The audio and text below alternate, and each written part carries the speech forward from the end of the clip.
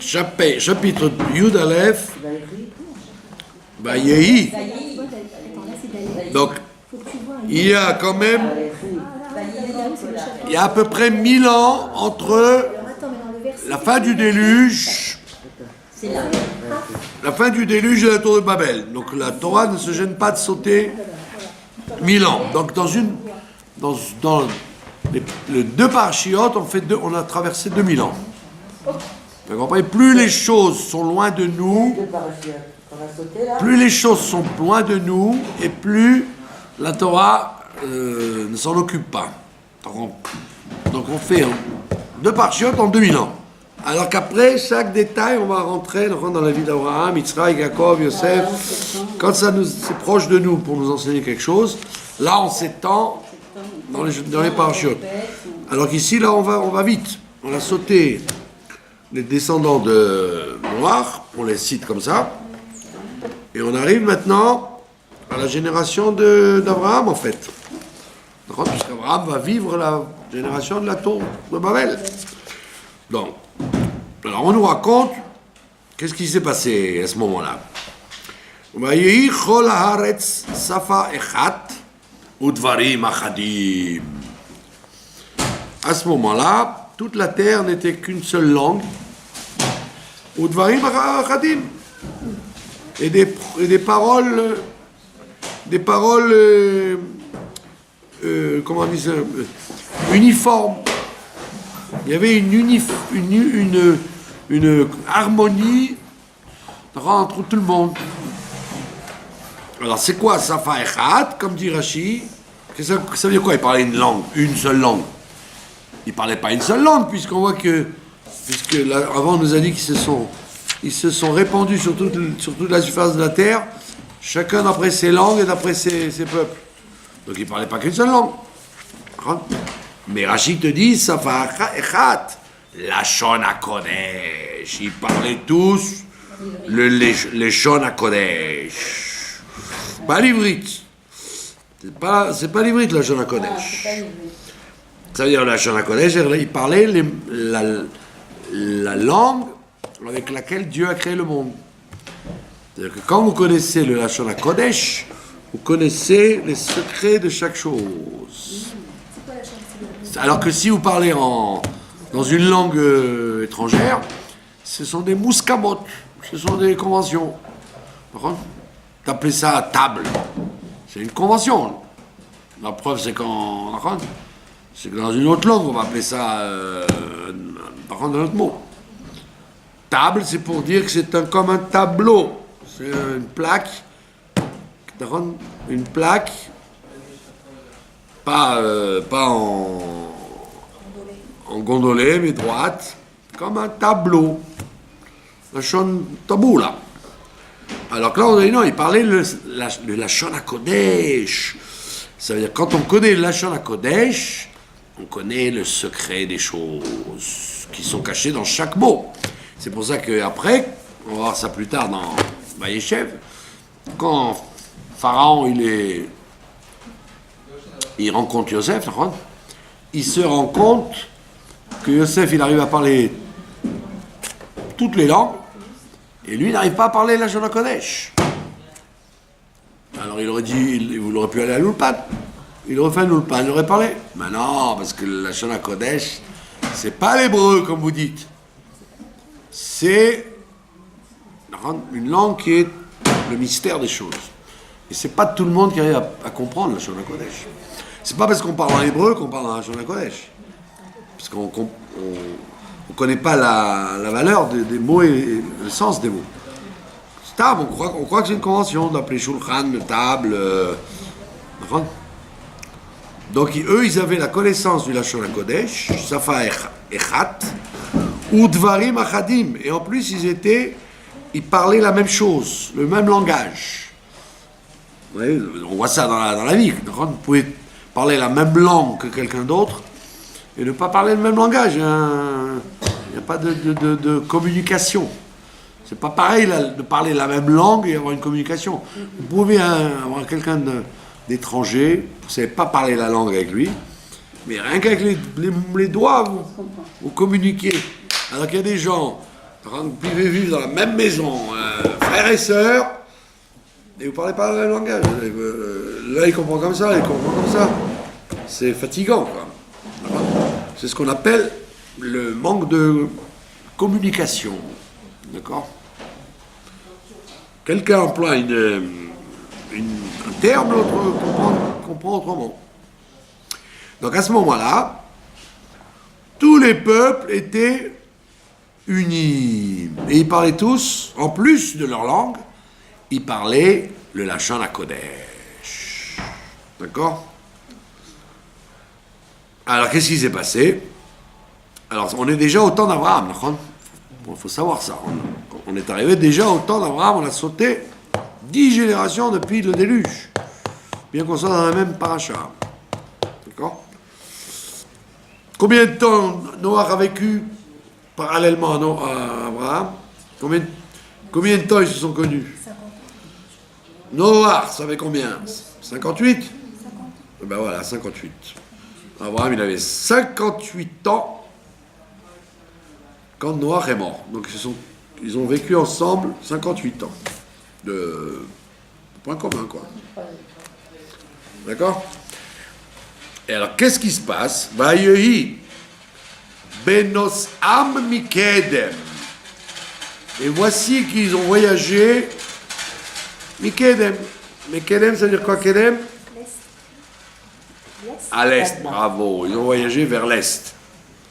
Ça veut dire qu'ils avaient tendance à aller vers l'ouest, vers la mer, vers Israël et la mer, et tous les pays, ils essayent de s'approcher de la mer pour avoir des contacts. Les pays n'aiment pas être bloqués sans avoir de mer. Pour le commerce, et pour la pêche, et pour la comment on appelle ça, l'arrivée des gens, que les gens viennent les voir. Donc ils ont approché, alors que là, ils ont fait le contraire. Au lieu d'aller vers l'ouest, ils sont retournés vers l'est, c'est-à-dire là où Adam Arishon avait été créé, c'est-à-dire en Irak, du côté de l'Irak, d'accord, du côté du golfe Persique. Pourquoi? Parce qu'on dit que dans la Kabbalah, il y a écrit que l'est, comment vous dites l'est? Vous dites Kedem, mais on peut dire aussi Mizrach, voilà. Qu'est-ce que ça veut dire Mizrach? La Shona Kodesh, ça vient de Zar Zericha. C'est là où le soleil se lève. Mizrach, là où le soleil se lève, c'est-à-dire là où la Chochma apparaît. Alors que Ma'arav, l'ouest, ça vient du mot Erev, là où le soleil se couche.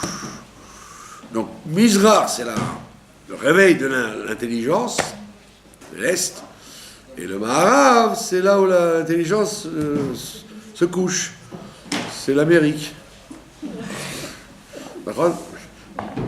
C'est la fin de l'intelligence. L'Occident, le Ma'arav, c'est l'Occident, d'accord? C'est l'Ouest. C'est ceux qui se croient très intelligents et qui en vérité sont ils ont plus inventé des armes pour tuer que des médicaments pour soigner. Donc eux, ils ont été vers l'Est. Ils se sont dit, oh là là, si on veut avoir de la Chochma, il faut aller vers l'Est. Donc ils ont rejoint l'Est. Mikedem. Et qu'est-ce qu'ils ont fait? Vaimtseu Bik'a. Ils ont trouvé une plaine. Où ça? Beretz Shinar. Shinar, comme Rambam, comme tout le monde dit, Shinar, c'est l'Irak. On l'appelle Shinar. D'accord? On l'appelle pas Bavel. Bavel, c'est une partie de la région. Shinar, ça va depuis la Perse, l'Irak, et jusqu'à l'Arabie Saoudite, jusqu'à la Golfe Persique. C'est très loin, très long. Ça s'appelle Shinar. Et le Rambam vous dit que de son temps, le monde juif était partagé en 4 régions. Le Rambam. Jusqu'au Rambam, il y avait 4 régions où il y avait des juifs. Shinar, Donc, tous les juifs qui sont partis à Babel, Irak, Perse, etc. Maharav, ce qu'il appelle Maharav, c'est en vérité le Maroc, c'est l'Afrique du Nord. On appelle ça l'Ouest. Séfarade, l'Espagne et le Portugal, et Tzarfat. Il y avait 4 régions où il y avait des juifs. Après, ça a été beaucoup plus loin. Donc déjà, le mot Shinar, on l'utilise dans la Torah et on le retrouve jusqu'à maintenant. D'accord? Vayeshvu Sham, et ils se sont installés là-bas. D'accord? Pourquoi ils se sont installés là-bas? Parce que, à l'origine, quel est le personnage important à ce moment-là? C'est le fameux Hammurabi. Hammurabi, c'est l'empereur qui a dominé le monde. Et en hébreu, il s'appelle Nimrod. Mais dans la culture antique, il s'appelait Hammurabi. C'est lui qui a fait le code d'Hammurabi, œil pour œil, dent pour dent, la loi du talion. Donc il a fait un code comment dire, civique. Les gens vivaient avec ça. Et la kavana qu'il avait, c'était justement de se battre contre Dieu. C'était un Nimrod, un révolté. D'accord? Et donc, il leur a dit à tous, allons vers l'Est, comme ça on va trouver un endroit plat, et là-bas on va commencer à faire la guerre à Dieu. Comment ça? Pasuk Gimel. Vayomru. Ils ont dit, Ish el Re'aou. Ils ont dit, chacun a son camarade. C'était des communistes. Ils ont dit, chacun a son camarade. Ouais, ils étaient pour le communisme. Tous ensemble, pour la même idée, mais contre Dieu. Chacun a dit à son ami, Ava, Nilbena Levenim. Ava, ça veut dire, allons-y. Ava, c'est une formule de se préparer à quelque chose de grand. Comme il dit Rashi, Ava, ça veut dire Azminu atzmechem, préparez-vous. Ava, c'est un mot pour appeler les gens au rassemblement. Ava. Allons-y, tous ensemble. Nilbena levenim. Fabriquons des levenim, c'est-à-dire des briques. Comme il n'y avait pas de pierre à Babel, toute cette région-là, c'est pas une région de pierre. Comme Yehuda, Yerushalayim, c'est des régions de pierre. Là-bas, c'est pas des régions de pierre, c'est des régions d'argile. Il y a beaucoup d'argile. C'est formidable parce qu'ils peuvent fabriquer avec des poteries et c'est très intéressant d'avoir de l'argile. Donc au lieu de construire avec des pierres, ils construisaient avec de l'argile. Comme le 770, c'est fait avec des briques. Des briques rouges, c'est pas fait avec des pierres. C'est pas le kotel. Oh, intéressant. Parce que d'après la Chassidoute, les avanim, c'est la création de Dieu. C'est Dieu qui crée les pierres. Et vous, simplement, vous les cassez, vous les taillez, vous les faites avec les maisons.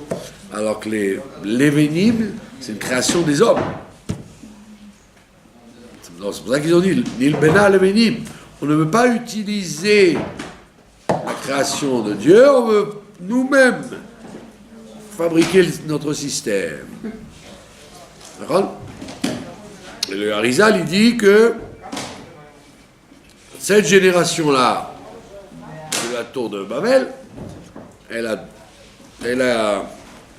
comment on appelle ça, elle a attaqué Dieu en face. Donc ils sont revenus en Gilgoul, dans ceux qui ont été exilés en Égypte. Oui, j'avais vu ça. En Égypte, par justement, le pharaon, il leur a fait faire des villes avec des briques. Et donc les Neshamot des Bnei Israël en Égypte, c'était en vérité les Neshamot de la tour de Babel. Donc c'est pour ça qu'ils sont revenus pour réparer. Et leur souffrance était en vérité leur tikkun. On ne fait pas souffrir pour rien. On fait souffrir pour réparer. Et donc leur souffrance a été de travailler avec le Bénim comme leurs ancêtres. Comme là-bas ils ont fait ça pour le kiff de lutter contre Dieu, on leur a dit ah, tu as kiffé de te battre contre Dieu, ben on va te faire attraper des coups de bâton pour faire les briques. Et cette génération de l'Égypte, après, elle reviendra dans les dernières générations, c'est-à-dire jusqu'à nous. Donc nous sommes donc les descendants, les Gilgulim, plus que les descendants, de Babel, Israël, et fin des temps. Ah, elle est belle la photo. Elle est belle la photo? Ben ouais. C'est pour ça que dans notre génération, il y a eu le communisme et le socialisme, toutes ces chitotes-là des gens qui ont raté leur Gilgul, de se rebattre contre Dieu comme ils l'ont fait au temps de Nimrod. Elle est belle la photo, pas mal. On la retiendra. Donc ils ont dit, allons, faisons des briques, puisqu'on est là-bas pour ça, il n'y a que ça. Mais l'isrefa, et faisons chauffer, comme il dit Rachi, c'est comme ça qu'on fait les briques. On prend un four, on prend de l'argile, avec de l'eau, et on fabrique des briques. Je vous ai raconté quand ils ont voulu faire les 70 à Kfar Havad, ils ont importé des briques d'Amérique. Ah oui, ils ont dit, là où à côté, là où le rabbi ils ont construit, ben sûrement il doit y avoir des usines de briques. Et puis un jour, il y a un arabe qui habitait pas loin de Kfar Havad, et il leur a dit, qu'est-ce que vous faites? Il leur a dit, on construit une maison comme chez le rabbi. Et il a dit, mais d'où vous avez amené ces pierres? Alors ils ont fait venir d'Italie, parce que d'Italie, ça arrivait en Amérique, mais il a dit, mais je fais les mêmes, moi. À 300 mètres, je vous fais les mêmes. Et il leur a fait les briques de 770 Mohammed Store. Vous avez compris? Donc il avait la technique. Donc on fait brûler dans un four les briques, et puis c'est comme ça qu'on construit les maisons quand on n'a pas de pierre. D'accord? Et donc ils ont fait une tour. C'était du boulot. Parce qu'elle montait. Et elle était censée habiter des milliers de gens. C'était pas stam, une tour pour faire beau. C'est une tour pour habiter, pour monter. Vatei lahem alevena le'aven. Et donc, la brique est devenue pour eux la pierre. Et le goudron leur a servi de matériaux pour coller. Donc les mêmes matériaux comment utiliser le pharaon pour les asservir par la suite. La même chose. Alors évidemment, on dit c'était des sauvages. Qu'est-ce qu'ils voulaient faire? D'accord? Alors il disait, Dieu, on peut l'attraper en montant. Comme les scientifiques, d'accord? Et on va chercher les causes, jusqu'à ce qu'on arrive à la cause première. Comment le monde a été créé. D'accord? Alors on dit non, ça ne marche pas comme ça. Si Dieu ne donne pas la Torah au Sinaï de sa propre volonté, tu ne pourras jamais l'atteindre autrement que par la Torah. Tu peux avoir toutes les sciences réunies en même temps, en disant, bon, on va bien arriver au point où Dieu se trouve. Le créateur de tout ça se trouve. Et en réalité, non, tu arrives à une impasse. Donc eux, ils ont eu la même kavana de construire. Ils se sont dit que matériellement, on va faire ça, et spirituellement, on va rejoindre intellectuellement ce qu'on fait matériellement. Vous avez compris, eux, que la vie, c'est pas de penser seulement, c'est d'agir. Donc ils ont dit, on va le faire avec des vraies pierres, des vraies briques, et on arrivera à attraper le bon Dieu, à saisir. Alors vous vous dites, c'est ridicule, mais vous voyez bien que c'est tout ce que les philosophes font, les scientifiques font. Ils essayent comment on dit ça, de fil en aiguille, de cause, d'effet en cause, à remonter à l'origine de tout. En vérité, tu ne peux pas remonter à l'origine de tout, mais c'est Dieu lui-même qui se livre, qui te dit, je suis ça et ça et ça. Sinon, tu ne peux pas. Donc, c'était pas des idiots. C'était pas des idiots, c'était des orgueilleux, mais pas des idiots. Vayomru. Et donc, tout ça, c'est Nimrod qui dirigeait, d'accord ? C'est lui l'ingénieur de tout ça. Et l'humanité entière s'est mise avec lui. D'accord ? Et pourquoi c'est grave ? Parce qu'ils auraient pu être reconnaissants que Dieu les a sauvés du déluge. Et au lieu de remercier Dieu d'avoir été sauvés du déluge, ils se sont à nouveau révoltés. Et leur punition est plus grave que celle du déluge. Bayomulu, ils ont dit, Avan venez la nuire. Allons-y, construisons-nous une ville. Voilà. Ou Migdal et une tour, mais Rocho Bashamaim, dont la tête atteindra le ciel. Menace la Nushem, et on se fera un nom. Menace la Nushem, ça veut dire, il y a beaucoup de gens qui pensent que en n'étant pas dans le système de la Torah, on se fait un nom. On se monte à son compte. C'est plus intéressant que d'être... il y a des gens qui ne veulent pas s'assimiler à un système dans la Torah pour justement avoir un nom. Si vous les assimilez au système général, ils sont noyés là-dedans. Alors, la plupart des gens qui veulent avoir un nom, être connus, ils sortent du Namas. D'accord ? C'est un phénomène très connu. Là, je ne vais pas vous citer des noms. Non. Là, c'est la Nushem. Pen Nafutz, de peur qu'on soit...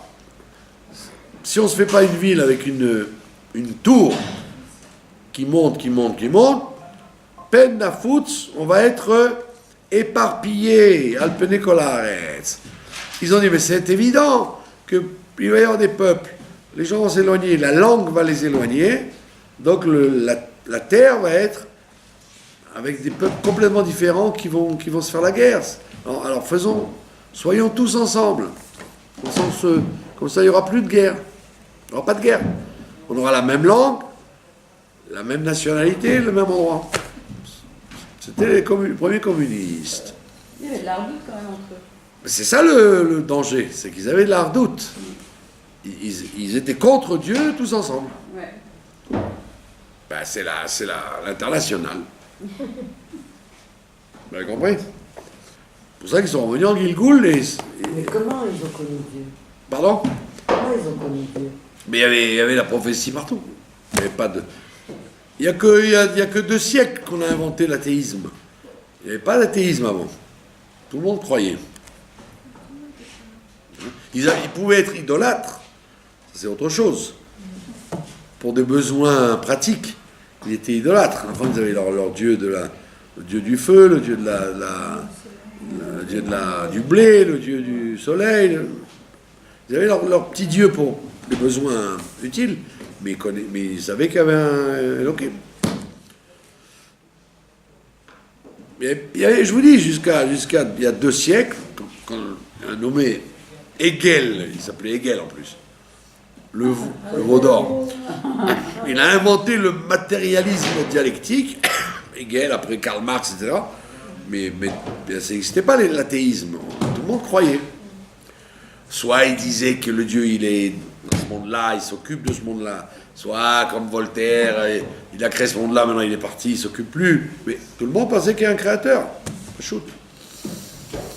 Quand la galoute s'est approfondie, alors il y a eu un système qui disait non, Dieu n'existe pas. C'est une invention des religions. C'est nous, mais c'est récent. Avant, il n'y avait pas ça. Et parallèlement, il y avait les athées, les croyants et les idolâtres. Mais il n'y avait pas d'athées. Vous, ça vous paraît... parce que la galoute n'était pas aussi forte. Dieu ne se cachait pas suffisamment. Donc il y avait une conscience, même chez les goïms, dans les rues, dans le monde entier, qu'il y avait un créateur, c'est tout.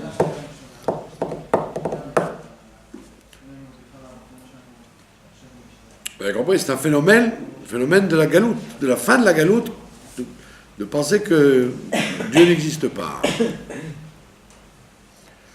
Donc eux, ils ont dit, on va être éparpillés sur toute la surface de la Terre, donc il faut réagir, donc se mettre tous ensemble. C'était un joli projet, non? Quoi? Comment en mai 68? Quel juif n'était pas en mai 68? Il y avait très peu de gens. Tout le monde était mobilisé pour un monde uni, où il y aura la paix, c'était comme ça, c'était un vent. C'est pour ça que le rabbi a lancé le fait de s'occuper de la jeunesse à partir de là, après 68. Il a dit quoi? Mais ça veut dire qu'il y a un manque. Si dans le monde entier il y a eu un mouvement d'union des jeunes, dans le monde entier, s'unifier pour faire quelque chose, c'est qu'il y a une soif et on ne leur donne pas ce qu'il faut. Donc il faut créer c'est là qu'il a inventé Tsar, Tseiré, les jeunes, Agouda Traban, les jeunes. Parce qu'il y avait une soif des jeunes. Moi j'étais jeune, je lançais des tables à dessin de 200 kilos sur le CRS. Non. Ouais, du haut au lycée Jacques Lecour, ouais. On montait tous sur le toit, et on jetait des tables à dessin de 200 kilos. Si vous prenez ça sur la tête, on en a cassé les casques de CRS. Et après, ils ont monté pour nous chercher. On est descendu dans les classes, on faisait semblant d'être en train de... Alors imaginez-vous ceux qui avaient 18, 20, 25 ans, ils étaient... Il n'y avait pas qu'en France, dans le monde entier, c'était comme ça. Donc c'était cette volonté d'unifier le monde, etc., de la paix, l'anarchie, tout gratuit, tout... C'était un rêve. D'accord? Puisque c'est l'histoire de la tour de Babel. Si tu fais de la hardoute contre Dieu, ça éclate, ça ne peut pas marcher. Pardon? Eh oui, c'est ça le plus dur. Vous voyez bien que le Satan, quand les gens veulent faire la redoute pour Dieu, c'est à ce moment-là que le Satan attaque et commence Farad Ashkenaz et sioniste, anti-sioniste, réformé. Hein. Avant ça, moi j'avais des gens que je connaissais, des gens que je connaissais. Ils étaient dans mai 68, ensemble dans les barricades, ils accrochaient, ils mettaient des affiches partout. Ils ont fait tchouva plus tard, et c'est là qu'ils ont commencé à se bagarrer. Sfarad Ashkenaz, chassidique mitnaged, sioniste, anti-sioniste. Alors qu'avant ils étaient unis. Pitom, ils se sont réveillés, Ashkenaz, Sfarad. alors qu'ils ne connaissaient rien de tout ça. Ils étaient, seulement leur nom était Sfarad Ashkenaz. Pitom, ils se sont retrouvés des occasions de se taper sur la tronche. Donc c'est le Satan qui fait ça, parce que nous, quand Israël, Ardout, etc., il n'y a aucune Ardout, parce que justement le Satan, il vient, et il attaque les gens sur les coutumes, et sur les rites, et sur les musiques, et sur les habits. Chaque chose est un moyen de se battre. Alors que, quand il n'y a pas de religion, etc., on vous dit, mais c'est vrai, les religions, c'est ce qui fait les bagarres. Mais on voit qu'il y a eu plus de bagarres sans religion encore. Intéressant comme phénomène social. Moi, ça me fait rire quand je les connais, ces gens-là. Plutôt, Ashkenaz, Sepharad, Chassidik, Misnaget, Metata. Mais avant, vous étiez ensemble. Vous mangez le casse-croûte ensemble. Vous battiez contre les flics ensemble. Voilà. Mais Kitsu, le diable se porte bien. Il n'est pas mort. Il est pas mort. Il a des cordes. On lui a pas fait la shrita encore. Ouais. Donc ils ont dit, de peur qu'on soit éparpillés, mettons-nous tous ensemble dans la ville et la tour. Et à ce moment-là, tatam, Vayered Hashem, Dieu, Yudke Vavke est descendu, l'Irot et Taïr, pour voir la ville, Met Amigdal et voir la tour, Asher Banu Bnei Adam, qu'on construit les hommes. Et Rachid tout de suite intervient, il dit, alors quoi, c'est les ânes qui ont construit? Bien sûr, c'est les hommes. Il dit, non, les hommes, c'est les descendants d'Adam Arishon, qui était un ingrat lui aussi, quand il a dit, c'est à cause de la femme que j'ai fauté, et aussi, au lieu de dire, Dieu nous a sauvés du déluge, et au lieu de ça, on se révolte contre lui. Maintenant, vous allez demander, à quoi ça sert de dire Dieu est descendu? Dieu, il n'a pas besoin de descendre, il est partout. D'accord? Alors, pourquoi on dit Dieu est descendu? Alors, Unkelus traduit par Veidgeli, Dieu s'est dévoilé, mais plus simplement, quand on dit que Dieu va juger, alors on dit Dieu il descend. Pour juger, il faut connaître. Si tu ne connais pas, tu ne peux pas juger. Donc si Dieu, si Dieu restait en haut, il ne pourrait pas juger. Pour juger, il faut être à la place, descendre. L'autre fois, il y avait un monsieur qui a tué quelqu'un. Il a tué quelqu'un. Les juges, ils ont acquitté le monsieur parce qu'ils ont dit il est fou. C'est pas qu'il a tué par méchanceté, par vengeance, il était fou. Donc ils se sont mis à la place psychologique de cet homme-là en disant effectivement, ce qu'il a fait, c'est pas un acte, c'est pas un crime.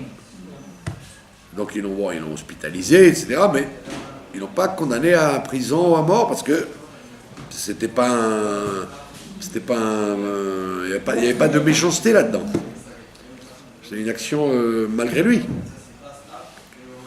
Donc ça veut dire que si tu veux juger, il faut descendre dans le désarroi de celui qui a fauté.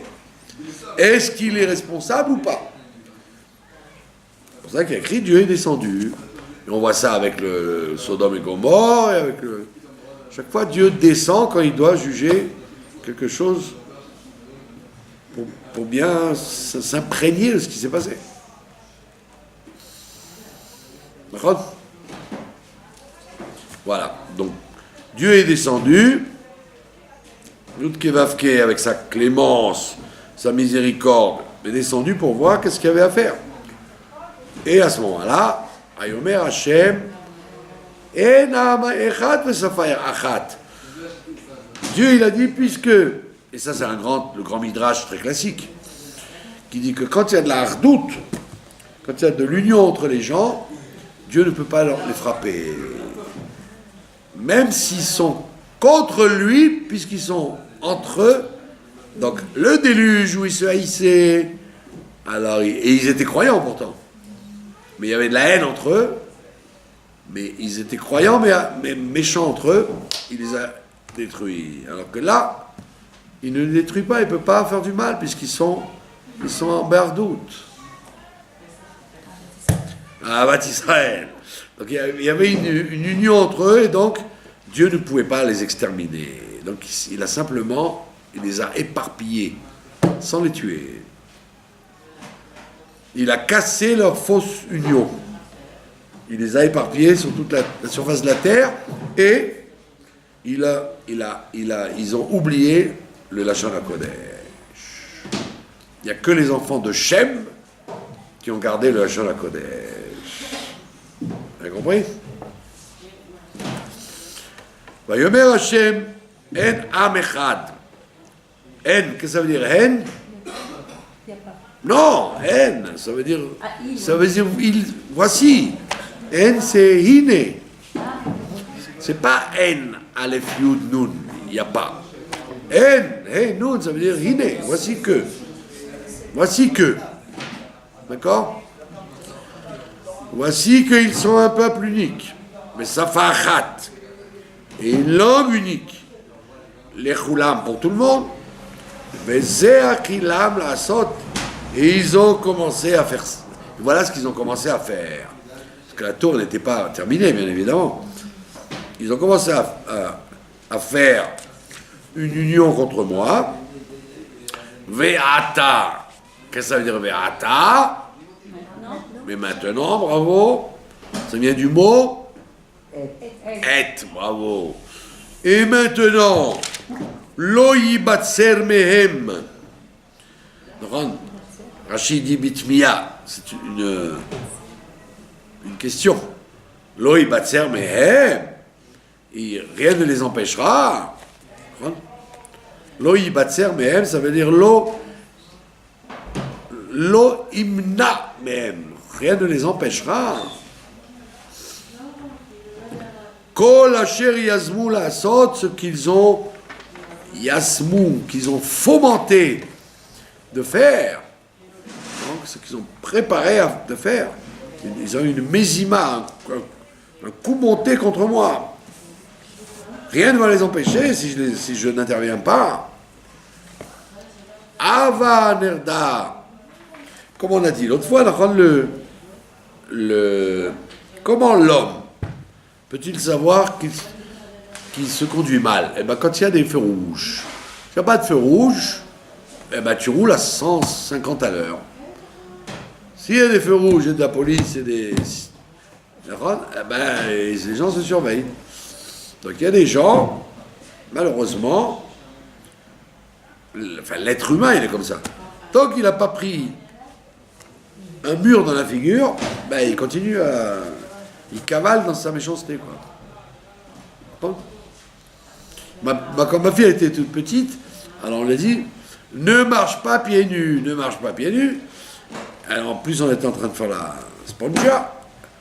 Elle s'est moquée de nous, elle a couru, tac, elle est rentrée dans l'angle du mur. Elle a pleuré, elle saignait, enfin, comment on dit, ouais. Ben ça va, je vous parle de ça il y a 30 ans. Hein.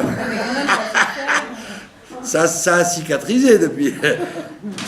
Et alors, elle a dit, tu vois, quand tu n'écoutes pas papa et maman, voilà ce qui t'arrive. La justice immanente. Donc ça veut dire que les êtres humains, ils ont en général besoin d'un feu rouge. Sinon, s'il n'y a pas de feu rouge, ils continuent. Donc là, le bon Dieu, il y avait Abraham, ils ont voulu le tuer. Il a empêché Nimrod, Abraham, de leur dire arrêtez.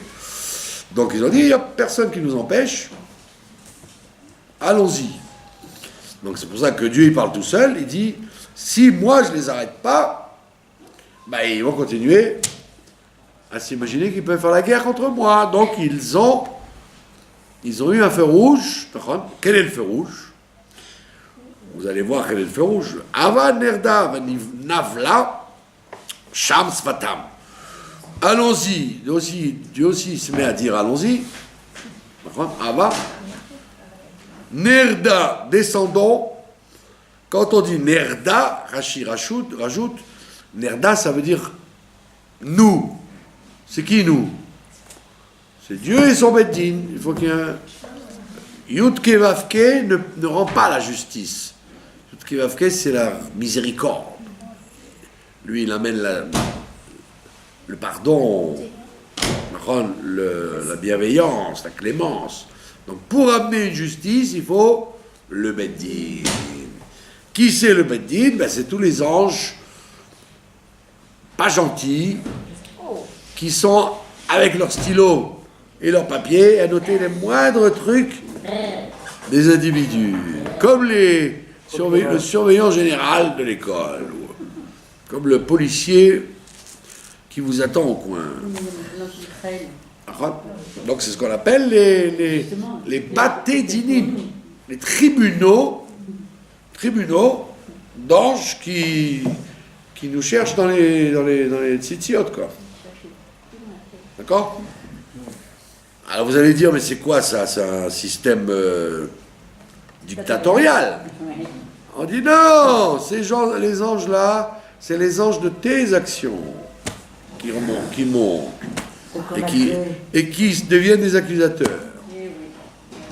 C'est pas des anges objectifs et qui écrivent, prennent leur papier en disant tiens, moi j'ai choisi d'être du côté de la justice. Non, c'est les anges que nous on se fabrique et qui nous accusent. Par les pensées, les paroles et les actions tordues qu'on peut faire. C'est ça les batédinim. D'accord? Donc Dieu dit descendons, c'est-à-dire moi avec tous les dossiers de tous ces anges-là, ben navla sham sfatam, et on va mélanger. Navla, Rachid te dit, Nebalbel. Comme Maboul, c'est aussi la chaîne Bilboul. Là, c'est Navla, c'est la chaîne Le Balbel, pareil. Mélanger. En hébreu moderne, ils disent balagad, mais arrêtez, balagad, c'est un mot étranger. En vérité, le mot hébreu pour dire balagad, c'est Bilboul. Il y a un bilboul, mais quand tu dis bilboul, c'est trop gentil, quoi. Alors, balagad, il y a plus grossier encore. Plus vulgaire en boukharien. Je ne le dirai pas dans les caméras, parce que c'est... Mais vous avez compris qu'il s'agit d'un mélange de tout. Navla, mélangeons tout. Quoi donc? Sfatam, leur langue. Ça veut dire ils auront... Quelle est la meilleure façon de faire la guerre avec quelqu'un? C'est les mots. Quand vous changez les mots, vous dites d'autres mots. Au lieu d'appeler ça un terroriste, vous l'appelez un résistant. Ben oui. C'est pour ça que les Israéliens, ils ont compris. Ils ont flingué le terroriste qui a tué le pauvre juif. Mais à la radio, ils n'ont pas dit ils l'ont tué. Ils ont dit ils l'ont neutralisé. Donc on commence à comprendre comment il faut parler. Nitrelu auto. Ça fait propre. Au lieu de dire que tu lui as tiré 4 balles dans la tête, tu dis je l'ai neutralisé. Et c'est comme ça qu'il faut parler. En Occident, il faut parler comme ça. Quand vous parlez, d'accord? Vous connaissez les 10 commandements du patron. D'accord? Le patron n'est pas en retard, on l'a retenu. Le patron ne dort pas, il prend des forces. D'accord? Le patron n'est pas nerveux, on l'a exaspéré. Donc vous pouvez dire la même chose, ça dépend sous quel angle vous le sortez, quoi. Vous avez compris? Donc on voit bien que les mots, les mots qu'on utilise, ça crée l'ambiance. Ça crée l'ambiance exacte. Donc Dieu, il a dit, puisqu'ils parlent le même langage, donc c'est très bien, vous avez les choses ont le même mot pour le dire. Donc on parle le même langage. Mais si vous commencez à dire quelque chose et moi je pense autre chose, les langues sont mélangées, à ce moment-là, c'est le début de la guerre. Quand on ne parle plus le même langage. C'est pour ça que quand les gens ils se marient, il faut leur dire, avant tout, il faut voir s'il y a une communication. Le même langage. S'il n'y a pas de communication, vous pouvez vous aimer comme des pigeons, vous regardez des roucoulés. La communication, c'est ça qui fait l'amitié, la société, tout quoi. Quand il n'y a pas de communication, on est quelquefois obligé d'en rester à bonjour, bonsoir. Donc Dieu, il a dit, allons-y, descendons et mélangeons leurs langues. Comme il dit Rashi, très bel exemple qu'il donne Rashi, Lo ishmeu ish sfatreu, personne ne comprendra ce que dit son collègue. Comme a dit Rashi, l'exemple classique, il dit, je te demande une brique, et l'autre, il lui donne une brique, il lui donne de la colle pour coller les briques. Lui, il dit, mais je t'ai pas demandé une brique, je t'ai pas demandé la colle, mais une brique. Et lui, il comprend de travers, donc il prend le marteau et il lui casse sur la tête.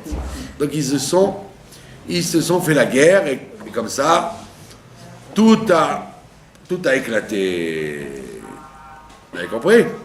Le fait de ne pas parler le même langage, c'est la porte ouverte à toutes les guerres.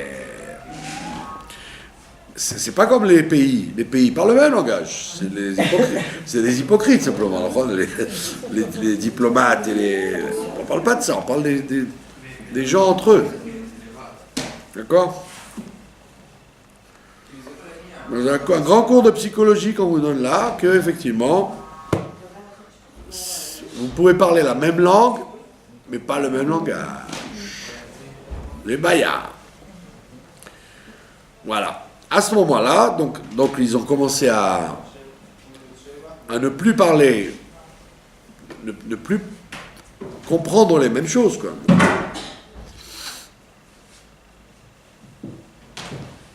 Et donc à ce moment-là, c'était plus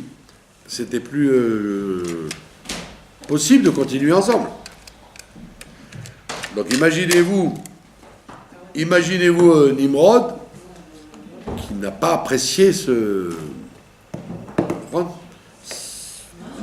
l'éclatement de son projet. Maintenant, le Maharal de Prague, il dit, en fait, tout ça, c'était la guerre contre Abraham. Abraham, il parlait d'une Ardout Hashem, il faut croire dans un seul Dieu, donc on est tous ensemble pour servir le même Dieu, etc. Donc, Maharal de Prague, il dit c'était la première guerre de Gog et Magog. C'est celle-là. Gog et Magog, c'est quoi? C'est l'union des 70 nations contre l'unité de Dieu, contre le peuple juif. Donc le Maharal de Prague, il dit, un midrash très connu, il dit qu'il y a 3 fois la guerre de Gog et Magog. La première fois, c'était là. La tour de Babel contre Abraham Avinu, contre Dieu et donc contre son représentant, et qui va finir après par quand il va jeter Abraham dans la fosse, dans le feu, la fournaise. Donc c'est la première guerre de Gog et Magog. Non, Abraham tout seul contre toute l'humanité avec Nimrod. Deuxième épisode de la guerre de Gog et Magog, c'est Josué quand ils vont rentrer en Israël. C'est pas simplement au niveau de la théorie, c'est au niveau de la pratique sur la terre d'Israël.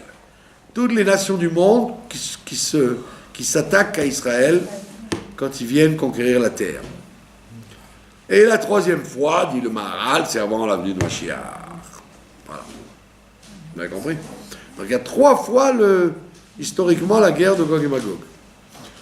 Toujours le même scénario. Ceux qui sont là pour faire l'unité de Dieu, attaqué par toute l'humanité. 70 nations contre le Ham Israël. Vous avez compris? Donc là, cette fois-ci, on voit bien que c'est Abraham qui a gagné, puisque, voilà, la tour de Babel, ça s'est terminé en dispersion de toutes les nations sur le monde. Et ça vaut mieux, parce que si les nations sont unies, c'est en général contre nous. Donc il valait mieux qu'ils soient dispersés, comme ça ils s'entendent, ils se comprennent pas, ils s'attaquent entre eux, et ils nous oublient. À ce moment-là, Vayafetz Hachem Otam, Dieu les a éparpillés, Misham, Alpene Chol Haaretz, sur la surface de toute la terre.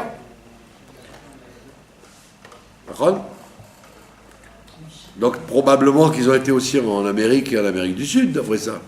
Ils ont été éparpillés sur toute la terre. Donc peut-être que les continents n'étaient pas encore séparés, et que les Incas, les Brésiliens, les Américains, c'était déjà parti. Les Indiens. Bayard de Lou, Livnotaïr, et ils ont arrêté de construire la ville. Alors, il paraît qu'il y a des comment on appelle ça, des archéologues qui ont retrouvé les vestiges de la tour de Babel là-bas en Irak. Une espèce d'immense ruine. Bon, il y en a encore bien beaucoup de sable. Avec le temps, ça a été recouvert. Et donc, il y aurait eu des traces de la tour de Babel, qui est un immense cirque. C'est pas une petite tour comme la tour de Pise. Alken, c'est pourquoi Karashma Babel. Et c'est pour ça qu'il l'a appelé, on l'avait appelé Shinar au début, la ville, l'endroit. Pitom il l'appelle Babel, Kisham Balal Hashem, parce que Dieu il a mélangé là-bas, Balal Lachon Bilboul, Beloula Bachamen, ça veut dire quand je prends de la pâte et que j'en fais de la farine et de l'eau et de l'huile, j'en fais une pâte, c'est Baloul, Baloul Bachamen. Dieu a mélangé tout. Il a mélangé tout. Il a mélangé Sfat Kol Haaretz, la langue que les gens parlaient. Ou Misham, et de là-bas, et Fitsam, il les a éparpillés. Alpene Kol Haaretz, sur toute la surface de la terre. Vous voyez en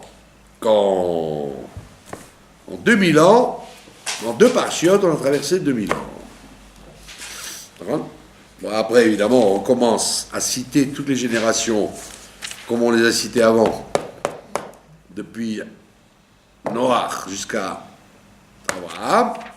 Et là, il va citer tous les descendants de Shem, jusqu'à ce qu'on arrive à Abraham Avinu. D'accord?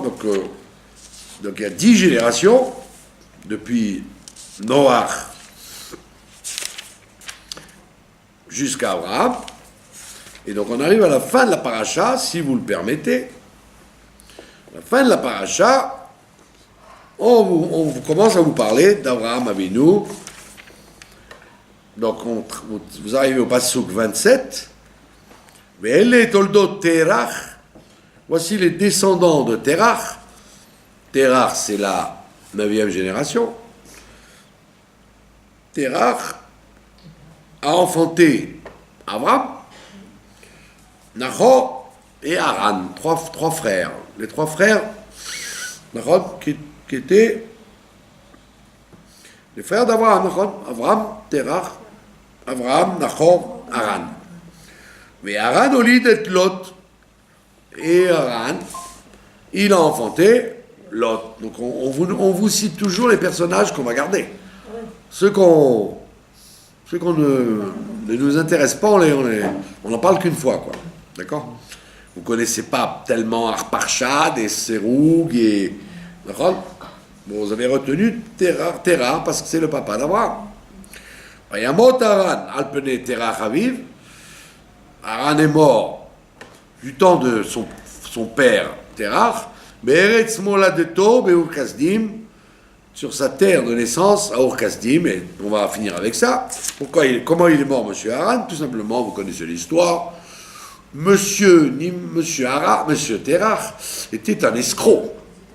Il fabriquait des idoles, et il savait très bien que c'était de la blague. Ça correspondait à rien. Mais comme ça marche de se moquer du monde, depuis le temps déjà, c'était connu, donc il faisait du business avec ça. Il vendait des idoles et ça marchait. Les gens y croyaient. Alors, ils rentraient pour la parnassa, voilà, c'est bon. Ça, c'est pour la santé. Et des fois, ça marchait. C'était un baba, ouais. Ça marchait bien. Maintenant, monsieur Nimrod, il dit, il travaille pour moi, lui, il est bien celui-là. Plus il y a d'idoles, et plus le monde marche. Mais Abraham, qui est un petit garçon intelligent, à l'âge de 3 ans, il dit tout ça, c'est pas vrai. Et donc, quelques années après, il casse tout. Il casse tout. Et à ce moment-là, son père, qui était une crapule, ton père est une crapule, au lieu de lui dire, mon fils, allez bien, on règle ça entre nous, il va le trahir à Nimrod, son fils. Donc il avait un drôle de père. Les gens, quand ils disent, mes parents, c'est à cause de mes parents que je suis comme ça, Abraham, il aurait pu se tirer une balle dans la tête avec le père, la mère et la mentalité qu'ils avaient, ses parents. C'est des ordures.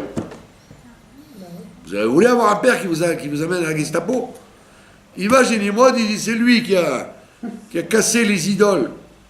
C'est toi qui as cassé les idoles? Il dit, oui, c'est moi. Alors il dit, on va te mettre dans le feu, on va voir si le feu domine, etc. Et il rentre dans le feu et il ne brûle pas. Et donc à ce moment-là, son frère jumeau, Haran, le papa de Lot, non, le frère jumeau d'Abraham, il était 3 frères. On vient de dire, 3 frères. Et on ne savait pas qu'il était... Abraham, Nachor, Haran. Un jumeau, il était comme lui, barbu comme lui, avec un streimel comme lui, et il disait, Dieu existe, Hashem Echad, Hashem Echad. Alors Nimrod, il a dit, bon, ben alors on va vous mettre tous les 2 dans le feu. Alors il a dit, non, que mon frère commence. Il dit, si Abraham il sort vivant, je me jette aussi. S'il ne sort pas vivant, je dis, non, Nimrod, t'as raison. Comme il a vu que son frère est sorti vivant, et lui il a dit, bon, j'y vais. Et quand il a été brûlé. Parce qu'on ne peut pas être dans le Hémet et faire semblant d'être dans le Hémet.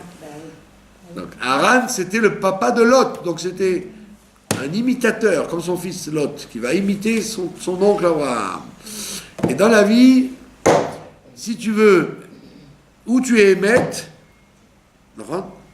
ou tu es Hémet dans le faux, mais ne sois pas semblant de Hémet. Ou tu es Hémet dans la crapulerie, ou tu es Hémet dans la vérité. Mais ne fais pas semblant d'être dans la Hémet. Si tu fais semblant d'être un Hémet, tu risques d'être brûlé et d'avoir un fils comme Lot qui fait semblant lui aussi. Donc on arrive dans une dimension. Pour ça, soyons émettes. Ne campons pas des personnages qui ne correspondent pas à ce que nous sommes. Voilà. Je vous remercie de votre attention.